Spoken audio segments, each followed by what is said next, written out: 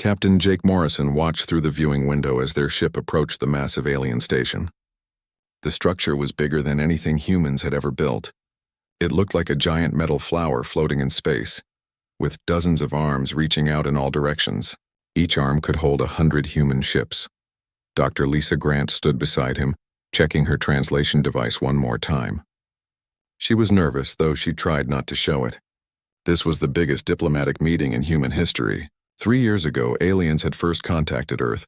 Now they were finally meeting with the Galactic Council. "Remember, we're here to discuss trade agreements," Colonel Sam Hayes said from behind them. He was their military advisor, but Jake hoped they wouldn't need his expertise today. The aliens had seemed friendly enough in their previous communications. The docking process took an hour.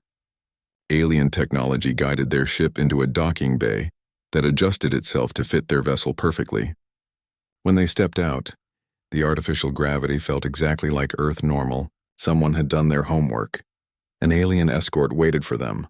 It looked like a walking tree made of silver metal, with branches that moved like arms. It spoke through a small device that translated its words into English.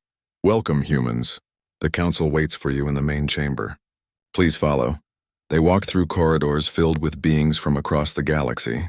Jake saw creatures that looked like walking crystals, others that seemed to be made of pure energy, and some that resembled giant insects. All of them stopped to stare at the humans as they passed. The council chamber was enormous. It stretched up so high that Jake couldn't see the ceiling. Rows and rows of seats filled the space, each one designed for a different type of alien body. In the center stood a raised platform where the council leaders sat. High Counselor Vexthera dominated the center of the platform. She was a being made of clear crystal that sparkled with inner light. When she moved, it sounded like wind chimes. Her voice came through the translation system with perfect clarity. "Humans of Earth," she began, "we have called you here today to deliver an important decision."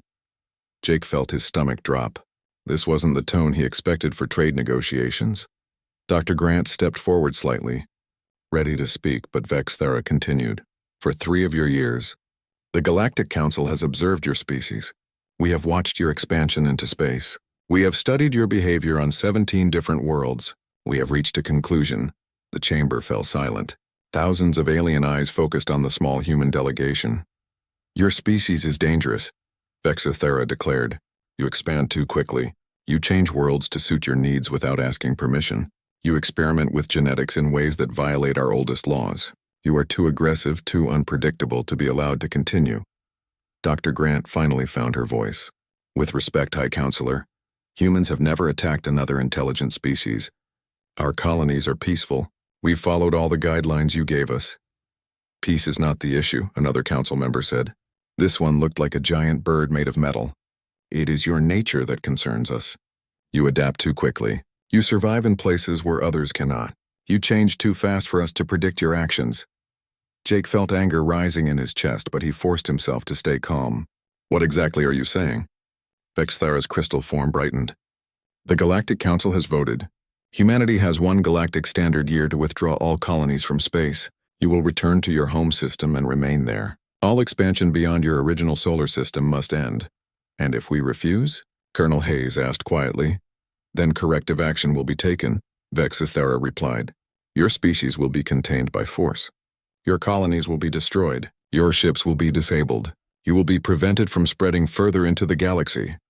The chamber erupted in alien sounds that the translators couldn't interpret. Some seemed supportive, others confused. Jake realized that not all the aliens agreed with this decision, but the council had spoken. Dr. Grant tried again. "Surely we can negotiate. Humans are reasonable. We can find a compromise that works for everyone."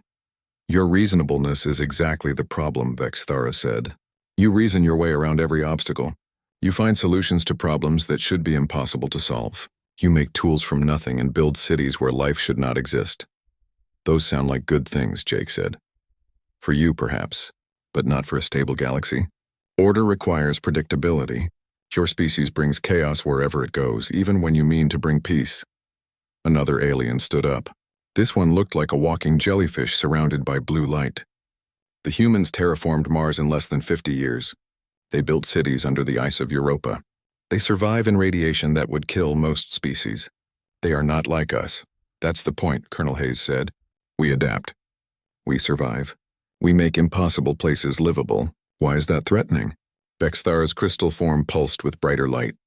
Because space is cold and vast and empty for good reasons. Some places should remain impossible. Some challenges should not be overcome. Your species does not understand limits. The High Counselor raised what might have been an arm. The decision is final. You have 1 year. Withdraw your colonies. Contain your expansion. Accept your place in your home system or face the consequences. What consequences exactly? Jake asked. The combined fleets of 47 worlds, Bexthara said simply. 10,000 ships. Weapons that can crack planets. Technology beyond your current understanding. Do not mistake our desire for peace as inability to wage war. The meeting was over. Guards that looked like walking stones escorted the humans back to their ship. Nobody spoke during the walk. The weight of what they had heard pressed down on all of them. When they were finally alone in their ship, Colonel Hayes broke the silence. Well, that went about as badly as possible. Dr. Grant slumped in her chair. 50 million people live in our colonies. We can't just abandon them. Jake stared out the window at the massive alien station. In the distance, he could see the rings of the planet they orbited. Frozen rings of ice and rock, beautiful and cold in the light of the distant star. They want a cold response, he said finally. They think we're too warm, too chaotic for the cold emptiness of space. What are you thinking? Colonel Hayes asked. Jake smiled grimly. Maybe it's time to show them just how cold humans can be. As their ship pulled away from the station, Jake was already thinking about Earth, about the colonies, and about the impossible situation they now faced. The aliens thought humans were too warm for space. Perhaps it was time to prove them wrong in the most unexpected way possible. President Helen Martinez stared at the reports spread across her desk. Each one told the same story from a different angle. Humanity faced extinction, and they had less than a year to figure out what to do about it. The emergency session had been going for 6 hours. Leaders from every nation on Earth sat around the massive conference table, along with colonial governors joining by video link from 17 different worlds. The room buzzed with tension and fear. Dr. Richard Stone stood at the front of the room, pointing at numbers on a large screen. As Director of Colonial Operations, he had the job of explaining just how impossible their situation was. 50 million people live in our space colonies, he said. That's not counting the research stations, mining operations, and supply depots. These aren't just outposts we can abandon. They're home to entire families who have never seen Earth. General Patricia Lewis leaned forward in her chair. What about evacuation? How many people can we bring back to Earth? Maybe 10 million, Dr. Stone replied. And only if we start immediately and use every ship we have. The rest would be stranded. Stranded to face what? Asked Governor Chen from the Mars colony. Her image flickered on the video screen as the signal traveled across space. Dr. Stone looked grim. The aliens were very clear. Any human presence outside our solar system will be destroyed. They have 10,000 ships. Our entire space navy has maybe 300 vessels, and most of those are exploration ships with basic defensive weapons. President Martinez rubbed her temples. The headache that had started during Jake Morrison's initial report was getting worse. So our choices are surrender or suicide. There might be a third option, said a quiet voice from the back of the room. Everyone turned to look at Dr. Amanda Foster. She was a climatologist who specialized in extreme environments. Most people wondered why she was even in the room. Dr. Foster, President Martinez asked, you have something to add? Amanda stood up slowly. She looked nervous but determined. I've been studying the political structure of the Galactic Council. I think I've found something important. She walked to the front of the room and connected her tablet to the main screen. Star charts and alien world data filled the display. Look at this, she said. 47 different alien species make up the Council. I've analyzed the environmental data from all their homeworlds. Every single one is temperate. Warm oceans, breathable atmospheres, comfortable temperatures. General Lewis frowned. So they're all evolved for the same basic conditions. They think of space as the cold, empty stuff between the warm, living worlds where civilized beings should live. Dr. Stone crossed his arms. I'm not seeing your point. Amanda changed the display to show temperature readings from across the galaxy. The Council controls maybe 5% of the galaxy's total volume. They stick to the warm, comfortable zones around stable stars. The other 95% is exactly what they said, cold and vast and empty. Empty because nothing can live there. Governor Chen said from Mars. Empty because nothing wants to live there, Amanda corrected. But humans are different. We already live in places other species consider impossible. She pulled up images from human colonies, chef cities on Europa, underground habitats on Mars, mining stations and asteroid fields, where the temperature was hundreds of degrees below zero. We're the only species in the galaxy that actively chooses to live in hostile environments. Amanda continued. The aliens think this makes us dangerous. I think it makes us free. President Martinez leaned forward. Explain. Instead of fighting them for the warm, comfortable worlds they want to protect, we go to the cold places they don't want. We build colonies in deep space on rogue planets between the stars, in the outer edges of solar systems where it's too cold for other species to operate. The room fell silent as people thought about this. Finally, General Lewis spoke up. You're talking about voluntary exile to the worst places in the galaxy. I'm talking about expansion into places no one else can follow us, Amanda replied. The Council wants to contain us to our home system because they're afraid of us spreading into their territory. But what if we spread into territory they don't want? Dr. Stone looked skeptical. How many people could survive in conditions like that? All of them eventually, Amanda said. We've already proven we can build self-sufficient colonies in hard vacuum and extreme cold. The technology exists. We just need to scale it up and push it further. She changed the display again, showing a map of the local galactic region. Red dots marked council worlds, all clustered around stable, warm stars. Blue dots showed the places she was talking about. Rogue planets drifting in interstellar space, dead systems on the galactic rim, asteroid fields in the deep cold between stars. There are thousands of these locations within 100 light-years of Earth, she said. Places where the temperature never gets above absolute zero, where radiation levels would kill most organic species in hours, where there's no atmosphere, no water, no anything except rocks and ice and empty space. Sounds wonderful, muttered someone in the back of the room. Amanda smiled. To us it should sound like opportunity. We're the species that put research stations at the bottom of Earth's oceans and the top of its highest mountains. We're the species that built cities in Antarctica and under the ice of Europa. We're already living in places other species consider hell. President Martinez was beginning to understand. You want us to become the galaxy's first truly spacefaring civilization. I want us to become something the galaxy has never seen before, Amanda said. A species that doesn't need warm worlds or comfortable conditions. A species that can build cities anywhere, survive anything, and thrive in the deep cold of space itself. General Lewis looked thoughtful. It would solve the tactical problem. They can't attack colonies they can't reach. And it would solve the resource problem, Dr. Stone added slowly. There are more raw materials in deep space than on all the council worlds combined. Asteroid fields, cometary ice, rare elements that only form in the cold between stars. Governor Chen spoke up from Mars. But could we actually do it? Could we build a civilization in places like that? Amanda nodded confidently. We've already started. Every human colony is already more extreme than anything in council space. We just need to go further, colder, deeper into the void. President Martinez stood up and walked to the window. Outside, she could see the lights of the city warm and bright against the night. Soon humans might be building cities where there was no day or night at all, just the endless cold of deep space.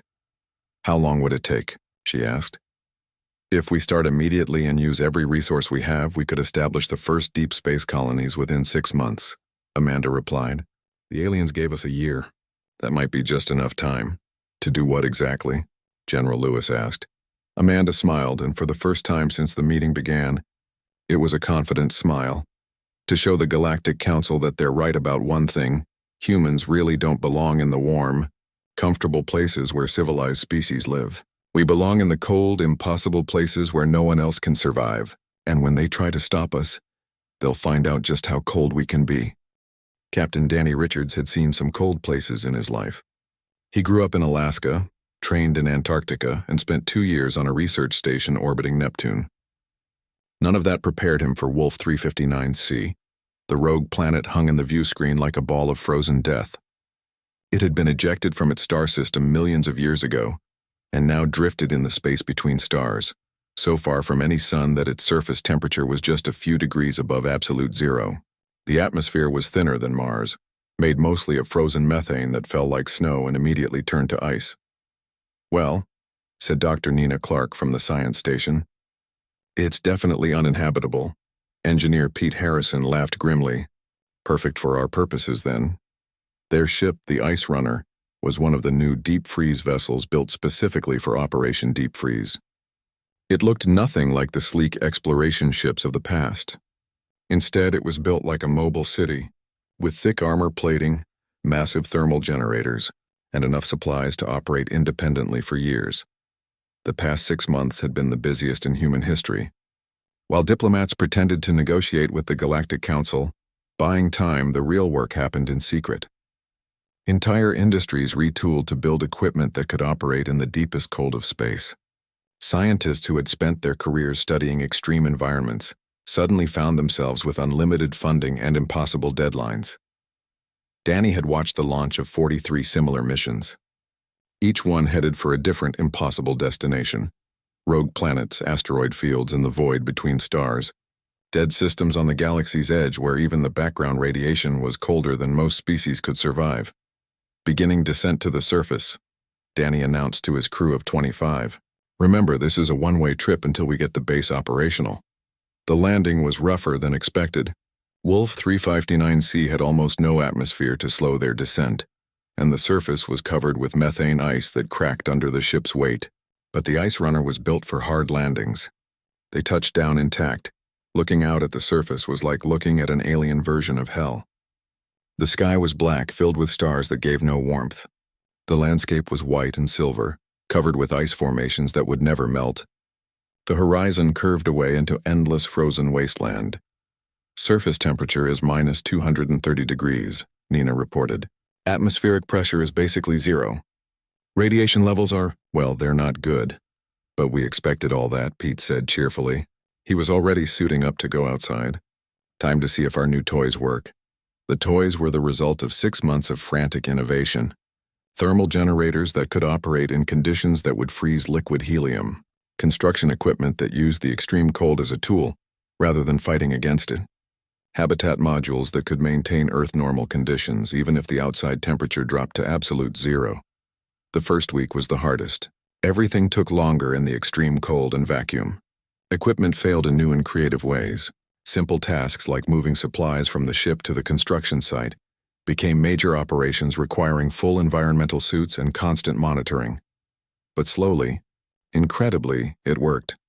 Pete's thermal generators came online first, creating bubbles of warmth in the frozen landscape. Nina's atmospheric processors began the long task of thickening the thin atmosphere around their base site. Danny coordinated the construction of habitat domes that could maintain human life in conditions that would kill most galactic species in minutes. By the end of the second week, they had a functioning outpost. It wasn't comfortable, but it was livable. More importantly, it was completely invisible to the types of sensors that most alien species used. Their equipment was designed to detect warm, living worlds. Wolf 359C registered as nothing more than a dead rock drifting in space. "Deep freeze base 1 to Earth control," Danny reported during their first regular communication check. "We are operational. I repeat, base 1 is fully operational." The response came 12 hours later, the time it took radio signals to travel the distance to Earth. "Congratulations, base 1. You're the first of 43. Nina looked up from her research station. 43 bases like this? "Spread across 100 light-years of the galaxy's coldest regions," Danny confirmed.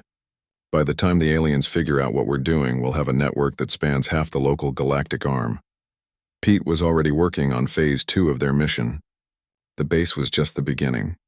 Their real job was to prove that humans could not only survive in these conditions, but thrive. He was building manufacturing equipment that would turn the frozen methane and ammonia into useful materials. Nina was setting up research labs that would develop new technologies specifically for deep space colonization. "You know what's funny?" Nina said during their evening meal. "The aliens think they're punishing us by forcing us to live in places like this. Are they wrong?" Pete asked. Nina gestured toward the window that showed the frozen landscape outside. "Look at this place. No weather to worry about. No natural disasters. No competing species trying to take our resources. Unlimited raw materials just lying around waiting to be used, and absolute privacy to do whatever we want without anyone bothering us. Danny had to admit she had a point. The past month had been hard work, but it had also been oddly peaceful. There were no political complications here, no environmental regulations, no competing interests. Just humans working together to solve problems and build something new. The temperature readings are interesting too, Nina continued. The extreme cold makes certain types of manufacturing much more efficient. Some chemical processes that are impossible at normal temperatures work perfectly here. We might actually be able to build better equipment than anything in the warm regions of the galaxy. A month later, Danny stood on the surface of Wolf 359c and looked up at stars that no human had ever seen before. His environmental suit kept him warm and alive, but through the suit's sensors, he could feel the incredible cold of the void around him. "Deep freeze base 1 to Earth control," he said into his radio, monthly status report. "Base is not just operational, we're expanding. Manufacturing is online, research is producing results, and we've begun surveying sites for additional facilities." He paused, choosing his words carefully. "We are no longer just surviving in the cold. We're becoming something new.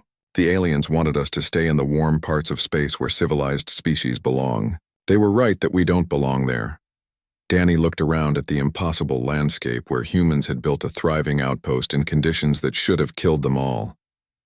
"We belong here, in the cold, empty places where no one else wants to go. And when they finally understand what we've become, I think they're going to realize they made a very serious mistake." The transmission ended, and Danny went back inside the base. Outside, the frozen landscape of Wolf 359c stretched away under stars that gave no warmth. But inside the human habitats, people were building the future of their species in the coldest, most impossible place they could find. It was, Danny thought, exactly where humans belonged. Commander Lisa Bell floated in the zero-gravity command center of the Frosthammer, watching data streams flow across dozens of monitors. 8 months ago, she had been a cargo ship captain running supplies to Mars. Now she commanded the Mobile, headquarters for the largest colonization project in human history. The screens showed status reports from 43 bases scattered across the galaxy's most hostile regions. Each green dot represented hundreds of humans living and working in conditions that most alien species considered impossible. What had started as desperate survival had become something unprecedented. "Commander," called Lieutenant Brad Murphy from the communications station. "We're getting the weekly report from Barnard Starbase." Lisa pulled herself over to his station. "What do they have for us?" "They've finished converting the asteroid field into a manufacturing complex. Production capacity is now at 300% of original projections." Lisa shook her head in amazement. Barnard Starbase was built in an asteroid field so cold and radiation-soaked that most species wouldn't even send probes there. The humans had turned it into an industrial powerhouse that produced more equipment than some entire planets. "What about the Void Station?" she asked. "Dr. Kate Wilson reports that the communication array is fully operational," Murphy replied. "We now have real-time contact with all 43 bases." Lisa smiled. The Void Station was perhaps the most impressive achievement of Deep Freeze. Built in the Buddha's Void, a region of space so empty that most aliens avoided it entirely, it served as the central hub for humanity's new interstellar network. Ships that would take months to travel between bases could now communicate instantly, thanks to quantum entanglement arrays that worked better in the extreme conditions of deep space. "Any word from Earth?" she asked. Murphy's expression grew serious. "Admiral Morrison reports that alien fleets are beginning to move. The Galactic Council appears to be preparing for what they call the Great Cleansing." Lisa had been expecting this news, but it still sent a chill down her spine. Not fear, anticipation. The past 8 months had changed humanity in ways that even they were still discovering. Dr. Clark, now director of Exo-Environmental Engineering, had been right about the advantages of extreme cold. Manufacturing processes that were impossible at normal temperatures produced materials stronger than anything in the warm regions of the galaxy. Energy systems designed for absolute zero operated with efficiency levels that seemed to violate physics. More importantly, humans had adapted. Not just their technology, but themselves. People who had spent months in the deep cold of space moved and thought differently. They were more patient, more focused, more able to work together on long-term projects. The harsh conditions had burned away petty disputes and forced them to cooperate or die. "Commander," called Dr. Frank Stone from the analysis station, "I'm seeing something interesting in the latest resource surveys." Lisa drifted over to his station. "What kind of interesting?" "The type of interesting that's going to make the warm world aliens very unhappy," Frank replied with a grin. "Remember how they complained that humans use too many resources? Well, it turns out the cold regions of space have about 10 times more raw materials than the warm regions." He pulled up a chart showing elemental distribution across the galaxy. Rare metals, radioactive materials, exotic matter. It's all out here in the cold where nobody else wants to go. We're not just surviving in exile. We're sitting on the richest resource deposits in the galaxy. Lisa studied the data. "How rich are we talking?" "Rich enough that if we wanted to, we could buy and sell most council worlds," Frank said. "But more importantly, rich enough to build whatever we need to defend ourselves." That was the key point. The past 8 months hadn't just been about proving humans could survive in impossible conditions. They had been preparing for war. "Status report on the new weapons systems?" Lisa asked. Lieutenant Murphy consulted his screens. "All bases report defensive systems are online. The cold-optimized laser arrays are testing at twice the efficiency of standard warm-weather weapons. The kinetic systems are, well, they're impressive." Lisa had seen the test footage. Weapons designed to operate in the vacuum of deep space, using the extreme cold to achieve energy efficiency that warm-world technology couldn't match. Projectiles launched from bases in interstellar space could reach velocities that made them devastatingly effective against ships designed for combat near warm stars. "And the thermal weapons?" Murphy grinned. "Those are the real surprise. Turns out that when you can control temperatures down to near absolute zero, you can do some very unpleasant things to enemy ships." Lisa had read the reports.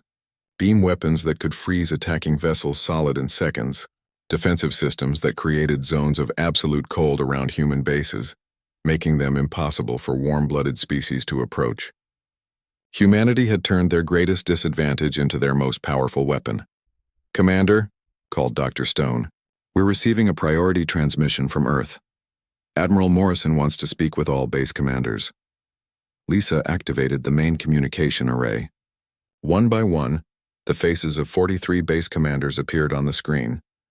Men and women who had spent the past 8 months building an impossible civilization in the coldest, most hostile places in the galaxy. Admiral Morrison's face appeared on the central screen. He looked older than when Lisa had seen him last, but his eyes were sharp and determined. "Deep freeze commanders," he began. "Our intelligence sources confirm that the Galactic Council is mobilizing for a full-scale assault on human colonies. They intend to destroy every human presence outside our home system." Lisa felt a ripple of tension through the communication network. This was the moment they had all been preparing for. "However," Morrison continued, "they don't know about the deep freeze network. Their target lists still show our old colonies near warm stars. They have no idea that we've built 43 bases in regions they consider uninhabitable." Commander Richards spoke up from Base 1. "What are our orders, Admiral?" Morrison smiled, and Lisa realized it was the coldest smile she had ever seen. "The Council wanted humanity to give them a frosty response to their ultimatum," Morrison said. "Dr. Foster has prepared something special for them. She calls it Operation Absolute Zero." The screen changed to show Dr. Foster now wearing the uniform of a deep freeze scientist. She looked different than Lisa remembered, harder, more focused, adapted to the extreme conditions where she now worked. "Commanders," Dr. Foster said, "you've spent 8 months learning to master the cold. Now it's time to teach the galaxy what that mastery means." She began outlining the plan, and Lisa felt her respect for human ingenuity reach new heights. It wasn't just a military strategy. It was a complete redefinition of what warfare could be. When the briefing ended, Lisa looked around her command center. Outside the ship's windows, space was black and cold and empty. But that emptiness was filled with human bases, human ships, and human determination. "Well," she said to her crew, "looks like it's time to show the galaxy what humans can do when we really get cold." She activated the ship-wide communication system. "All hands, this is the commander. The Galactic Council thinks they're about to destroy humanity.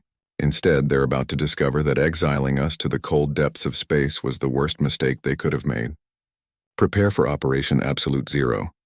Admiral Jake Morrison stood in the command center of his flagship, watching the alien fleets approach on the long-range sensors.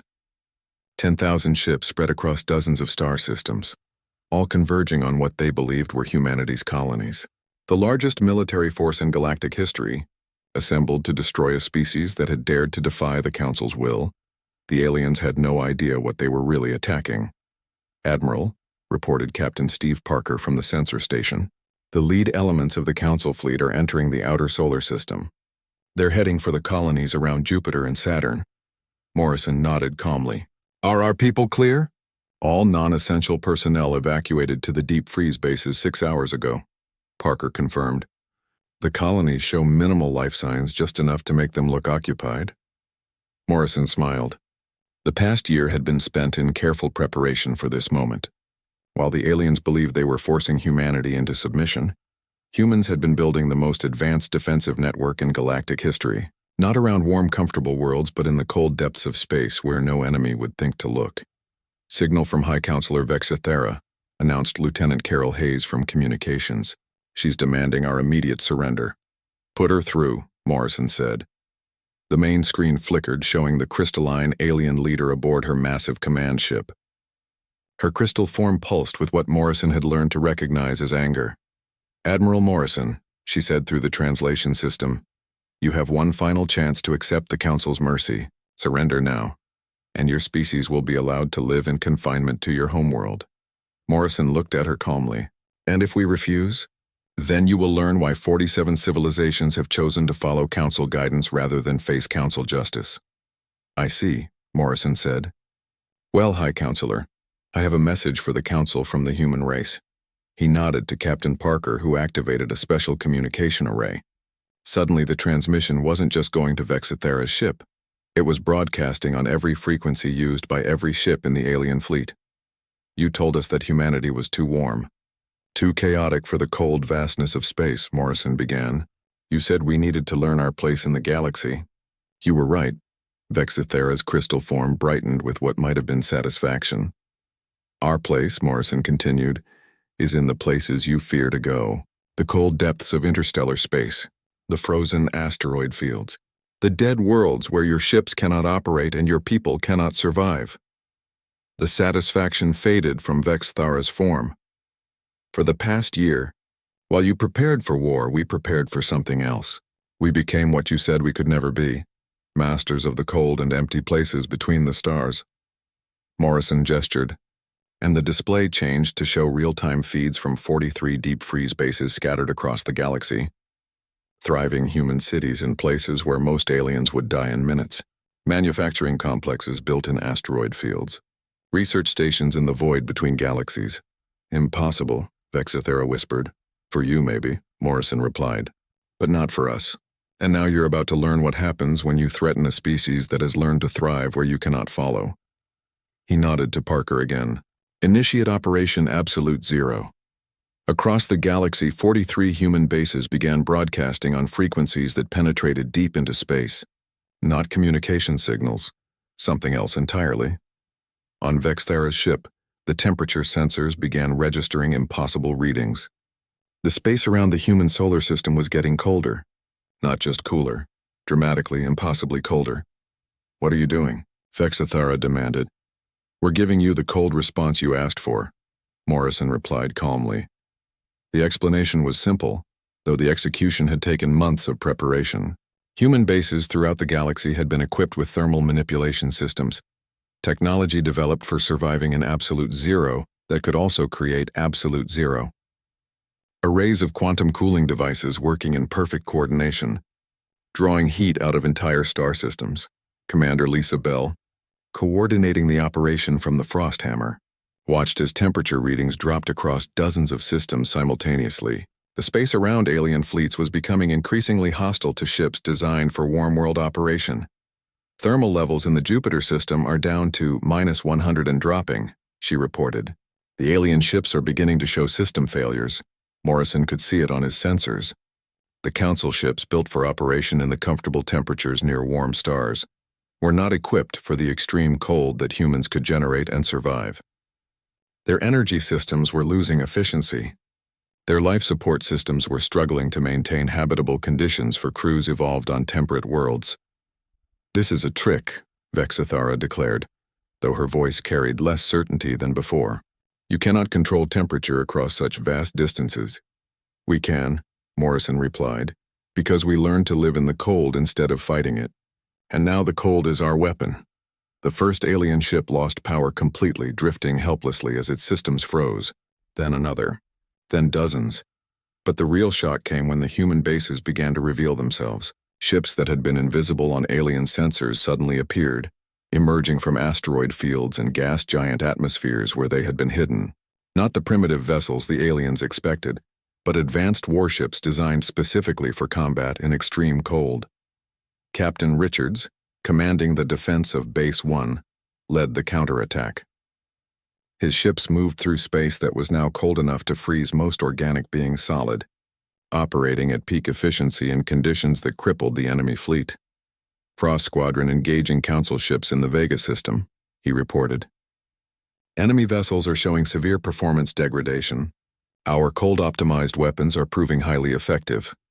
Morrison watched the battle displays with satisfaction. This wasn't the hopeless fight against superior numbers that everyone had expected. This was humans fighting on their own terms, in conditions they had mastered and their enemies could barely survive. The thermal weapons were particularly devastating. Beams that could freeze enemy ships solid in seconds, creating zones of absolute cold that alien vessels couldn't penetrate. The Council's technological superiority meant nothing when their equipment couldn't function in temperatures that humans found comfortable. "Admiral," called Dr. Foster from the Deep Science Station, "we're receiving surrender requests from 17 Council ships." Morrison wasn't surprised. The aliens had built their empire assuming they would always fight in warm, comfortable conditions near life-supporting worlds. They had never imagined facing an enemy that could turn space itself into a weapon. "What are your orders regarding prisoners?" Parker asked. Morrison considered this. "Standard humanitarian protocols. Provide life support and medical care. Transport them to temperate zones where their physiology can survive." On the main screen, Vexithara's crystal form had lost much of its inner light. Her ship was one of the few still maintaining position, though Morrison could see ice forming on its outer hull. "This is impossible," she said again, but with resignation rather than denial. "No," Morrison replied. "This is what happens when you try to contain a species by forcing them to adapt to impossible conditions. We didn't just survive your exile, we mastered it. We became something the galaxy has never seen before." He gestured toward the displays showing human bases thriving in the deepest cold of space. "You wanted us to learn our place in the galaxy. We did. Our place is everywhere you don't want to go. The cold places. The empty places. The impossible places where only humans can survive." Morrison leaned forward slightly. "But we're not unreasonable. We don't want your warm worlds or your comfortable systems. We just want the right to exist in the places we've chosen to call home." Vexithara was quiet for a long moment. Around her ship, the space had become so cold that ice crystals were forming in the vacuum itself. "What are your terms?" she asked finally. Morrison smiled. "Simple. The galaxy is large enough for all of us. You can keep your warm, life-supporting worlds. We'll take the cold, empty places you don't want anyway." He paused, letting that sink in. "And in return, we'll make sure that the cold depths of space remain peaceful. After all, we're the only species that can effectively patrol them." 6 hours later, the Council fleet began its withdrawal, not in defeat, but in recognition of a new reality. Humanity had proven that exile could become expansion, that apparent weakness could become ultimate strength. Morrison stood on the observation deck, looking out at stars that no longer seemed distant and cold. They seemed like stepping stones to places where humans belonged. "Admiral," said Captain Parker, joining him at the window. "What do we do now?" Morrison considered the question. Out there in the cold depths of space, 43 human bases were already planning expansion. New colonies in places even more extreme than what they had already achieved. "Now," he said, "we continue doing what humans do best. We go to places where no one else wants to go and we make them home."